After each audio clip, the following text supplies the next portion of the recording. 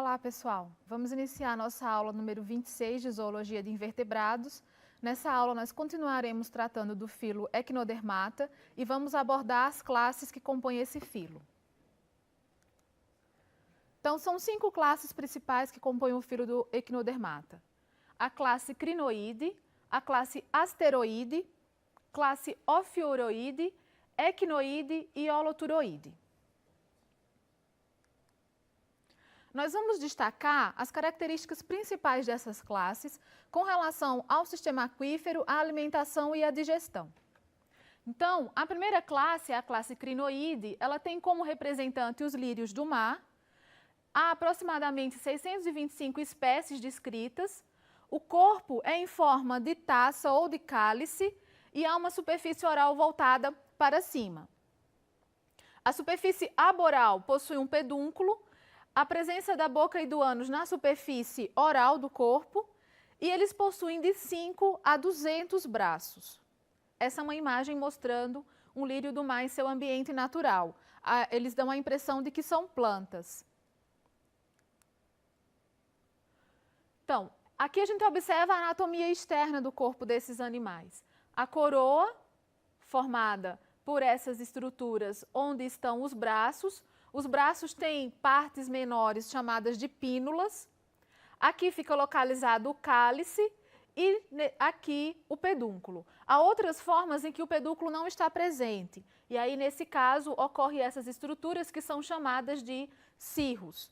Aqui a gente observa também esses animais no seu ambiente natural. Os vários braços, eles são animais que se movimentam bastante ativamente.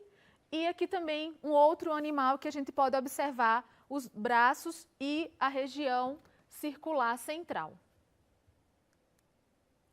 O sistema aquífero dessa classe, ele funciona com base no líquido celômico, que vai circular por entre os canais. Há vários canais pétreos, esses canais se originam do canal circular e se conectam aos canais celômicos. Não há madreporito. Então, ao contrário das outras classes, esse grupo não apresenta essa abertura para o meio externo. No entanto, há estruturas em forma de funil que estão voltadas para o exterior e é através dessas estruturas que a água entra no sistema aquífero.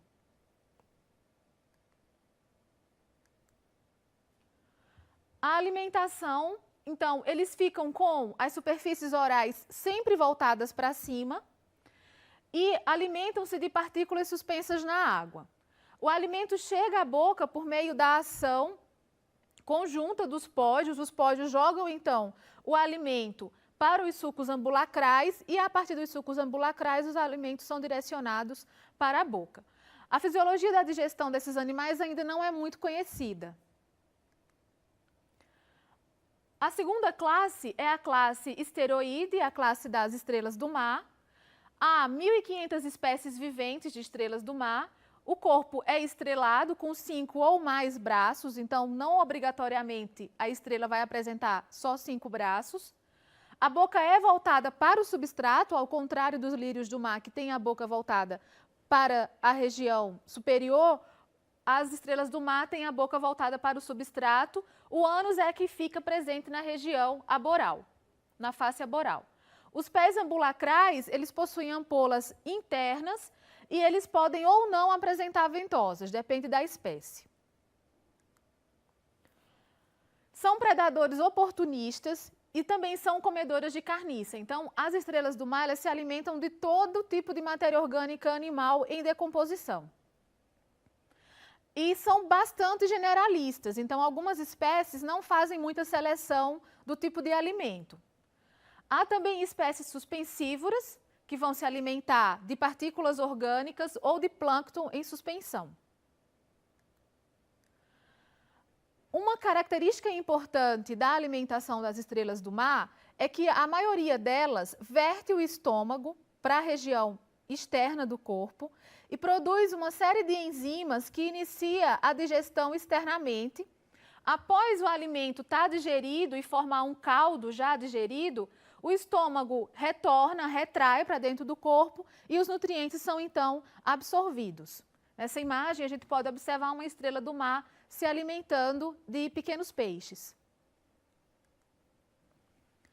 A terceira classe é a classe Ophiuroide. Essa classe tem como principal representante as serpentes do mar. As serpentes do mar, sim, vão possuir 5 braços. Há em torno de 2.000 espécies descritas. Esses braços, eles são articulados ou não, e eles são distintos da região central do corpo, do disco central.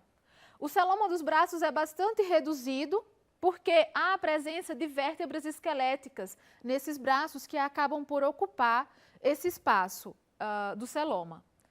Os pés ambulacrais possuem ampolas internas também, assim como a gente observou nas estrelas do mar, mas não há ventosas. O sistema aquífero das serpentes do mar é bastante semelhante ao que a gente observou no sistema aquífero das estrelas do mar na aula anterior. Então, a única diferença é que o madreporito ele está na região oral, então ele não vai estar na região aboral, como nas estrelas do mar. Então, ele vai se localizar na região oral. Aqui está a boca e aqui, então, o madreporito. Há outras placas calcárias também na região oral. A presença dos braços com os pódios, os sulcos ambulacrais, então apresenta a forma comum dos equinodermos. A alimentação. Há espécies predadoras, também comedoras de carniça e a de matéria em suspensão. Algumas espécies, a epiderme dos braços secreta um muco. Esse muco, com a ajuda dos pódios, envolve as partículas alimentares, formando uma pelota alimentar, a qual é levada à boca para ser digerida. O trato digestório desses animais é incompleto e ele fica naquela região que a gente viu na imagem, que é o disco central. O intestino e o ânus foram perdidos nessas espécies, então eles não apresentam essas estruturas. A eliminação dos excretas é feita por difusão.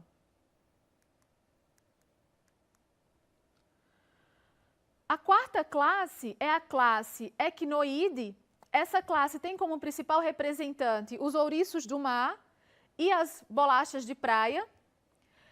Há 950 espécies viventes, o corpo é globoso, como a gente pode observar nessa imagem aqui, ou em forma de disco no caso das bolachas de praia.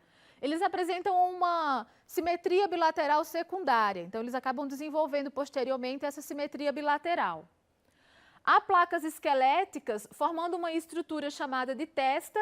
Essa testa reveste o corpo do animal, é bastante rígida e é formada por uma matriz de colágeno e calcita. Os espinhos que formam o corpo, que são bastante abundantes, especialmente nos ouriços do mar, são móveis. E os pés ambulacrais podem ter ventosas ou não, e esses pés vão desempenhar diversas funções, como fixação, locomoção, alimentação e também atuam nas trocas gasosas. O sistema aquífero dos ouriços, eles possuem um conjunto de placas esqueléticas ao redor do polo aboral e uma dessas placas forma o madreporito. Os ambúlacros, juntamente com os pés, vão formar canais internos. Esses canais eles vão se estender pelo corpo em direção à região superior do corpo e vão culminar nessa região superior. Na verdade, o que ocorre é uma adequação do sistema aquífero para a forma globosa que esse animal apresenta.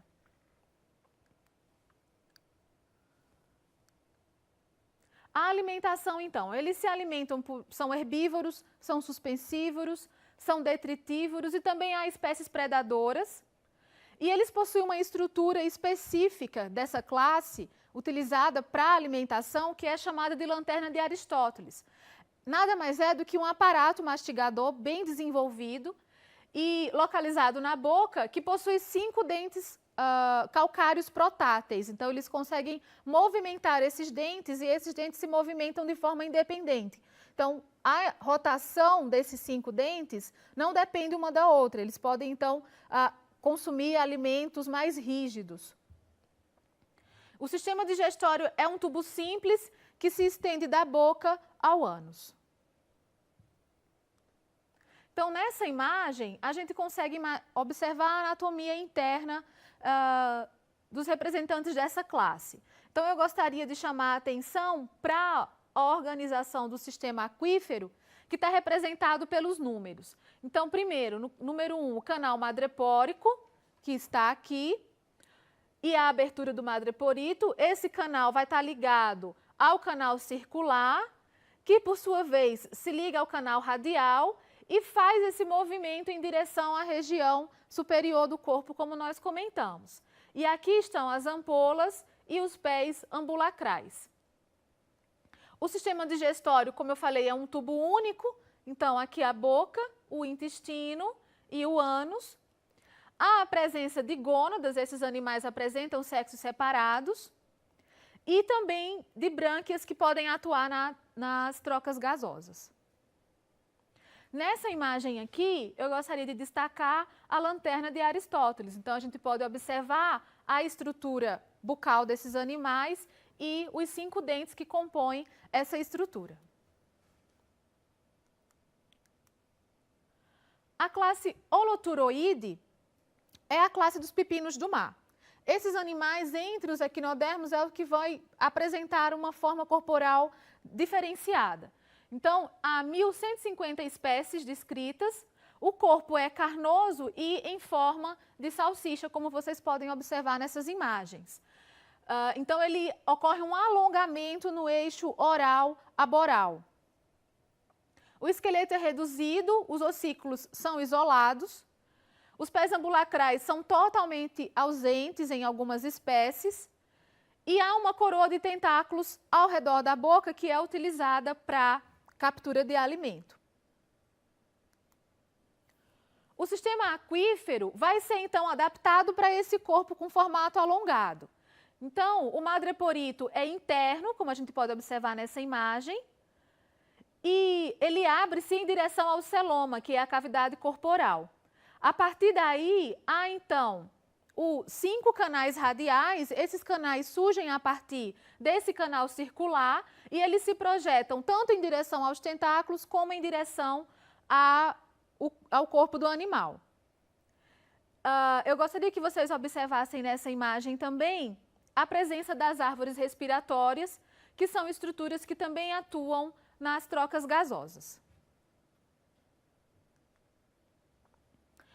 A maioria dos pepinos do mar são comedores de depósito ou de matéria orgânica em decomposição. Então, eles distendem os tentáculos abertos e esses tentáculos possuem muco. Então, à medida que as partículas vão passando, vão ficando presas no muco que reveste esses tentáculos. Os tentáculos, então, são recolhidos, um por vez, e o alimento é ingerido. Ocorre nesses animais 2 fenômenos bastante interessantes, que inclusive pode ser observado se você tiver contato com um animal desse na praia, por exemplo. Um fenômeno é chamado de evisceração. Nesse processo ocorre, através de contração da musculatura do corpo do animal, a expulsão de todo ou de parte do trato digestório por meio do ânus do animal. Ou também pode ocorrer por meio da região anterior, por meio da boca. Então, observa-se que quando esse animal se sente ameaçado, ou na presença de algum predador, ou mesmo quando ele é tocado, ele tem essa reação de expulsar todo o trato digestório do corpo. Mas não se compreende ainda muito bem qual que é o objetivo, qual que é a função desse processo. Uma outra coisa que ocorre também é a expulsão dos túbulos de Cuvier. Os túbulos de Cuvier são estruturas de defesa. Aí sim são estruturas específicas para defesa e também são expulsas do corpo do animal a partir da ruptura da região posterior quando ele se sente ameaçado.